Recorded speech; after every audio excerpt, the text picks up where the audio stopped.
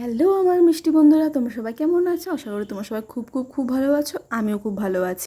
আমি বাড়িতে গেছিলাম একদিনের জন্য গিয়ে এখন পোষায় না, কিন্তু কী করবো বলো, দুই দিকে আমার সামলাতে লাগে। তো একদিনের বেশি এখন থাকতে পারি না। আর সকাল 9টার সময় ঘুম থেকে উঠেছি, তাও আমার এত পরিমাণে ঘুম পাচ্ছিল, কেন পাচ্ছিল আমি জানি না।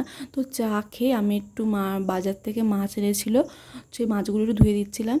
মা যেহেতু প্রতিদিন বাজার যেতে পারে না, তো সপ্তাহের বাজারটা মা একবারে করে রাখে। আজকে মা বাটা মাছ এনেছিল আর বোয়াল মাছ এনেছিল, আর আমি গেছিলাম বলে মাংস এনেছিল।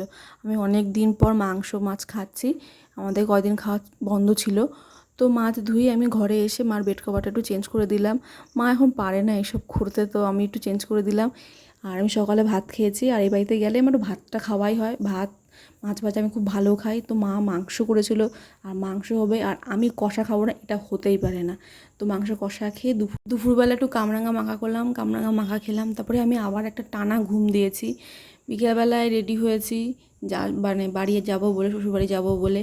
আর মা চা করে দিয়েছিল, চা খেয়েছিলাম। আর আমি যতক্ষণ টোটোতে উঠবো আর টোটো যতক্ষণ দেখা যাবে, আমার মা ততক্ষণ দাঁড়িয়ে থাকবে। পিছন ফিরে যখন মার দিকে তাকায়, এত পরিমাণে খারাপ লাগে যে কেন মেয়ে অত কষ্ট মেয়েদেরই সব সহ্য করতে হয়। তো বাড়িতে আমি চলে এসেছি।